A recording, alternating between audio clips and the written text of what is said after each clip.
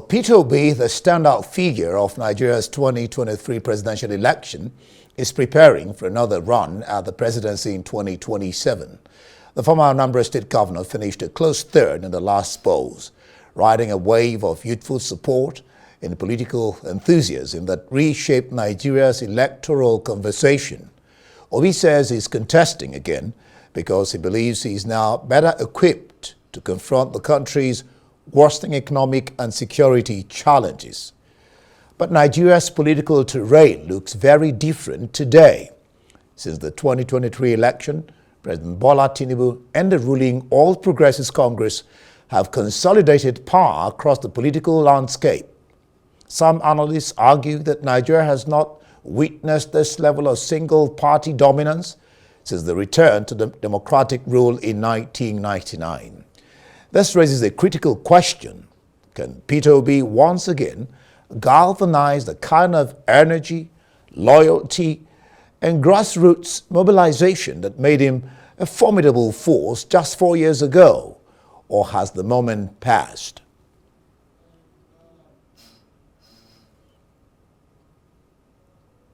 Well, to discuss Obi's chances in 2027, the state of the Obidient movement, and the road ahead for opposition politics in Nigeria, I am joined now by Yunusa Tanko, who is the national coordinator of the Obidient movement and a close confidant of Peter Obi. Yunusa, glad to have you join me. Thank you very much for having me.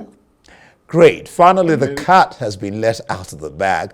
Obi, your principal, has declared that he's running for president come 2027.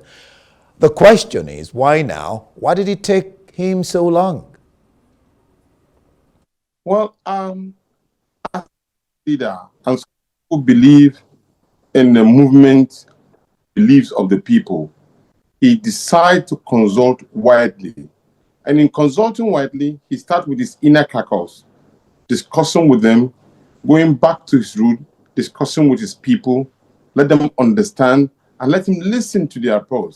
Then he went again to a general public, which his strength is at the social media. He spoke to all of his people and telling them, look, I'm here. I'm your leader. You can ask me a question.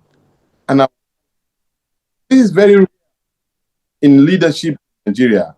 Most leaders that you find in Nigeria only decide and then ram it down the throat of the people. But there is somebody who believes in the mindset of his people. So he goes back to them, consulting them, talking to them before he comes out with a position. I think that is when you will now know that Nigeria is about to face.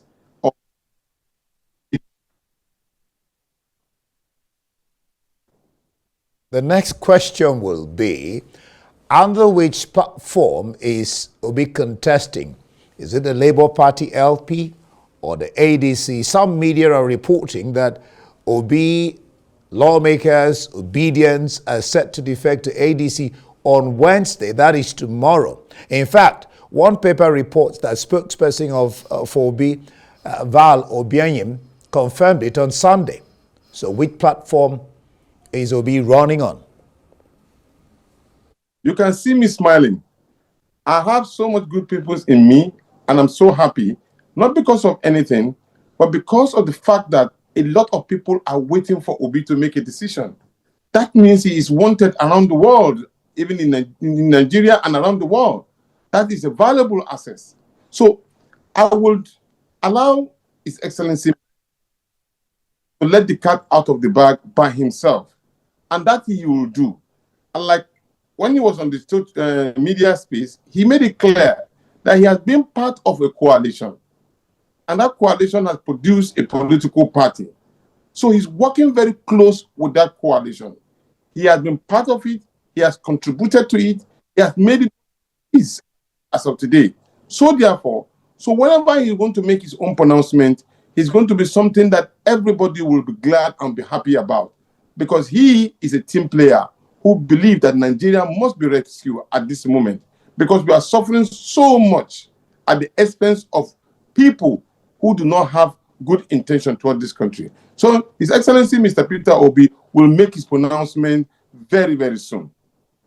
Very, very soon. Again, let's begin to break this down, and so we can get Obi's reasoning. Again, he says he does not need to officially, these are his words, join ADC. He does not need to officially join ADC. That he has always been a member of the party from inception. He also says, I cannot rejoin what I'm already a part of. Now, for me and so many people out there listening, this is kind of confusing. Is he trying to pull a wool over our eyes, or is he trying to be politically correct or diplomatic? Could you help us understand what your principal is actually trying to say there? The basic clarity is what you have just said. But you see, a lot of people in the contemporary politics, they will want to see you being a political party. You go register, collect the card, display it to the people. Those are the kind of things that a lot of people would have loved to see. But an unconventional politician like Mr. Peter Obi can just go in the evening on his own and decide to take up a political party ticket, a card, and that's just it. He doesn't really go with the fanfare like the way the contemporary politicians do, wasting so much money trying to galvanize people in the back door of your house. So that is the kind of a quality of a leader that Mr. Peter Obi is. So when I said soon, it's just for me to take the analogy of the physical presence of a party level and the rest of them. But already he has said it, that he has been, and I've repeated it here, that he's been part of that particular formation, and they have a political party. And so therefore, when it is time for him to do all of those particular things that people are expecting him to do, showing off his card, membership and all, he will just do it just seamlessly as if it's nothing. That is how he runs his thing. And that is to show you that we don't need this kind of paraphernalia. Sometimes some of us that don't, the nature of the from.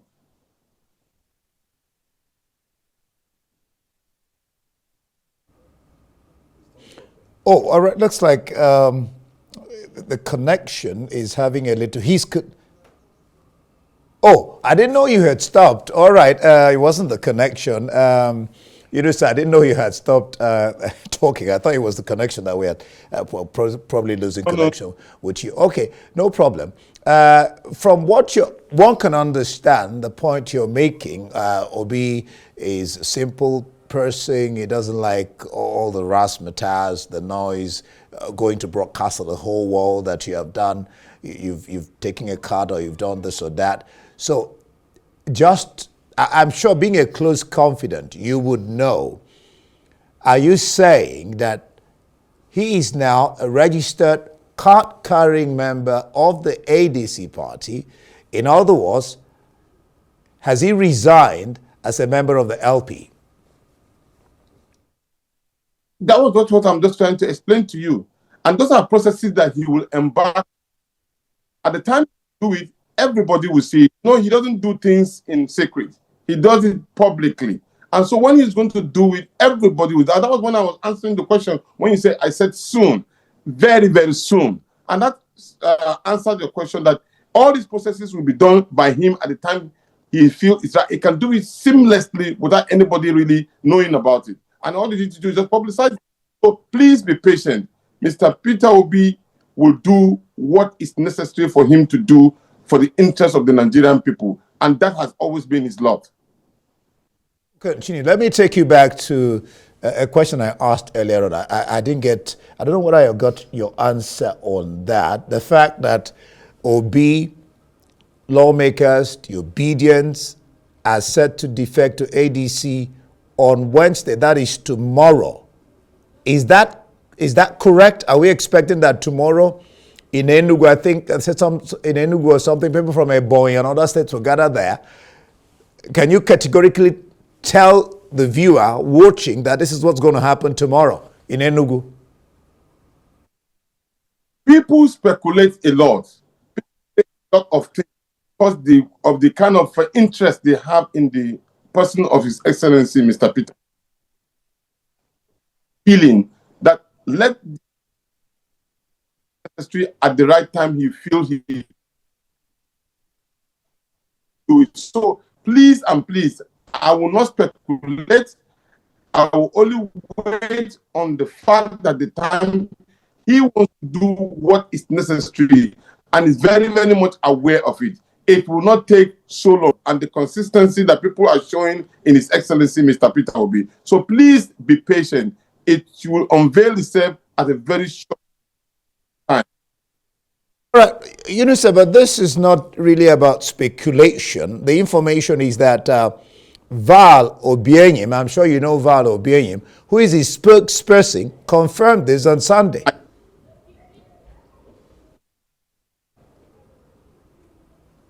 Did you hear me? I'm listening. Yeah, I said this is no longer a speculation. Val Obienyim, I'm sure you know him, he's his spokesperson. He confirmed what I'm saying, or what some media reports are carrying. He confirmed it on Sunday. What I just told you was in reaffirmation. He told that his program will happen. I am telling you that when the time is right for Mr. Peter Obi, it may be today, it may be tomorrow, it can even be next week. Mr. Peter Obi by himself would answer the question. Oh, well. All right. Okay, let's get to this particular interesting question. What happens to the Atiku conundrum? In other words, if Atiku is, as expected in quite some quarters, contests under ADC, will he agree to work with Atiku as vice? Obi said no one is stepping down for him in ADC. We have all agreed to work together, and Atiku remains my respected leader. So the question is, will he agree to step down for Atiku? I mean, you know, ceteris paribus, all things being equal.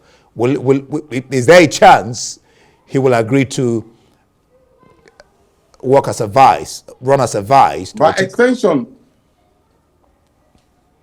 okay, by extension, let me also say, from that same Twitter space I heard him say, he said he has gone around the world to learn how good governance affects the people. And he did not go around the world to become a vice president. He gone around the world to learn so that he can be number one, to be the president of the Federal Republic of Nigeria. Those are his words. And I just added to it. So as far as we are concerned, right now, the issue of president also is our team. We are interested in running of the Federal Republic of Nigeria. And that is exactly where we are. Anyway, Mr. Peter Obi said he's going, we, the Obidient, will go with him. I'll ask you this direct question before I go to my next question. He said he's contesting. Supposing it could be hypothetical. Supposing it happens, because he just said anywhere he goes, you go with him, that permutations and all and everything, and ADC gives the ticket, for example, hypothetically, to Atiku. What happens? Well, we wait for his directive. It is when he pronounces, we follow. When he pronounces, you will follow. Okay, that's quite interesting.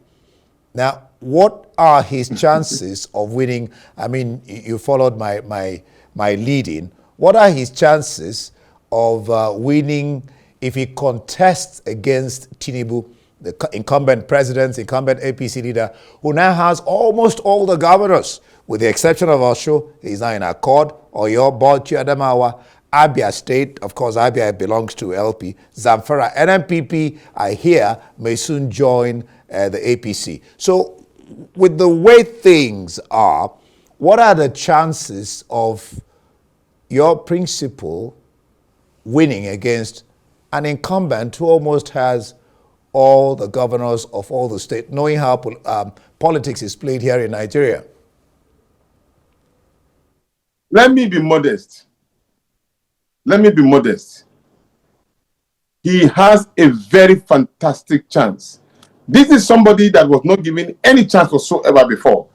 That some people even say that he only had 4 people tweeting in the room and all of that. He ended up with an allocated 6 million election. We were so sure we won the election. Now here he is in a more formidable force, a much organized movement, a better spread movement, with a lot of people working together with him, with a lot of other political parties coming together. And then we are talking about a government siphon the people. They have not provided room for them to produce or increase their economic well-being. Insecurity in the land, complete decay in the system, disdain and disrespect for the whole Nigerian people, international community completely eroding into our country to a point of stupidity where even Burkina Faso, with all due respect, has to clamp down on our own fighters. This has reached a level of total disrespect for the Nigerian people. So you make the choice, or you make the calculation whether he will do better or he will not win the election. I can assure you, from my own point of view, Nigerians are tired. They are looking for succor. They are looking for somebody who has the capacity, who has the consistency, who has the credibility, who have the wherewithal to turn around the fortune of Nigeria. And for me, and for many Nigerians, both locally and internationally, the choice is Mr. Peter Obi. There's no doubt about it. Oh, well. Well, someone, Yunusa, someone said that if there's one word to define this year, it'll be defections. A school of thought says it's more of political survival for politicians than that of ideology. What's your sense of that statement? Well, as far as I'm concerned, a defection of people who are being coerced, who are being intimidated, who are not with their people. I am sure you have seen the kind of members of Federal House of Representatives who went back home, especially in the northern part where I come from, being pallated with water, beaten. It's not as if probably I'm supporting violence in any way, but you can see the anger of the people being directly affecting those who they or force themselves onto them. And that was the repercussion of having bad leaders who do not care about the people. So the gale of defection that you are seeing does not come from the heart of the people. I can authoritatively tell you that. Please go and do your own investigative journalism and find out for the people on the streets whether they are happy that their governor are defecting the way they are defecting. Believe me, by the time this particular election will be done and dusted, many of these governors may be chewing their nails that they made a fundamental mistake because the people are not happy. The people are hungry. They are completely disillusioned. They have no hope. In fact, there are so much disillusion to a point that they feel that they are putting fingers in their eyes. So they have a right, and the time is now when they are going to use their ballot paper. I mean, a ballot paper, yes, of course, and to leaders that they feel can. We are praying and we hope that this time around nobody will have any glitches, because if they do, I don't know the kind of anger the Nigerian people will be unleashing to an INEC that may have to do the right thing at the right time. I'll come back to this question of defections and what it portends for our democracy. But before I get back to it, let me ask you this question. Come 2027, Yunusa, do you think the election will be a fight between APC, All Progressives Congress, and a divided opposition? LP is divided, PDP is divided, NNPP, almost all the parties are divided, are quarreling one way or the other. Or a vote on hardship, leadership, and trust? What do you think it will be? It will be a vote against the interests of the Nigerian people, fighting for the survival of democracy in combination. I can assure you one thing. Many of the opposition have come to learn the simple fact that it is time to work together, not because of you just want to wrestle for power, but you want to save the country. As of this morning, we are just learning that the national grid has once again collapsed. That means private businesses, small-scale industries, and all of that, everybody is down. Nothing is happening in the country. But yet, the government is trying to go about taxing the people. So if you are a decay in the system, would you go and vote for those who have continued to put you in perpetual poverty? Obviously, no. You will look for succor, and you look for people who are ready to change the narrative. And in this particular situation, as we find ourselves, this conglomerate that Mr. Peter Obi is will be the catalyst and the survivor for the Nigerian people. So take a look at the kitchen. See whether you are doing better. Maybe you can eat 3 square meals. At 5 is it now? Think. You have a Nigeria that is almost broken down to pieces, but you have somebody who is ready to put it together with accurate dexterity and capacity. And that, of course, for us, is Mr. Peter Obi. We keep on saying it not because we're trying to eulogize the person, no, because we have seen his capacity and we've seen what he can do. And we have trust in him that he will be able to deliver to the interests of the Nigerian people. Take you back to this question of defections, and which of these factors will you point to as being responsible, and does this portend any danger to democracy? 1, the lure of federal might, that is, lure of being connected with the center. 2, fear and coercion. 3, the PDP self-inflicted crisis as well as other opposition parties. And then 4, a haven for the vulnerable. Peter Amadi says the need for self-preservation. Many governors have no confidence in the electoral process. Defection is more than a political strategy. It is a way for politicians to protect themselves. This trend changes the system and also shows its weaknesses. So which one of this do you think is responsible for the gain of defections and then the danger it portends to our democracy? Yunusa. In the institutions, complete destruction in terms of security apparatus, electoral empire, in terms of financial economy, in terms of electoral empire itself, and everything that has an institution that has to do with electioneering has been completely destroyed. And that is exactly why democracy is in danger in Nigeria. And I can tell you for sure, that is the reason why majority of the governors are defecting. I didn't mean that the institutions are independent of government the way it ought to have been. Many of these particular governments, I'm telling you, if you give them an opportunity, they will not go anywhere. But here we are being coerced, we are being intimidated. In fact, they are using EFCC, ICPC, all institutions to intimidate those who are already in position. So these are some of the major. The institutions are weak. The institutions are deliberately being destroyed in such a way that they give power to those who are in position of authority. But one thing is certain, it leads to another issue. And that issue is about the use of the ballot paper and people rising up to defend the interests of democracy, which is about to happen. So it's a warning in advance for those who are planning to continue to perpetuate themselves into power against the will of the people. It will not happen this time around. Please take note. It won't happen. Right. Well, the presidency has come out to say that there's no question of coercion.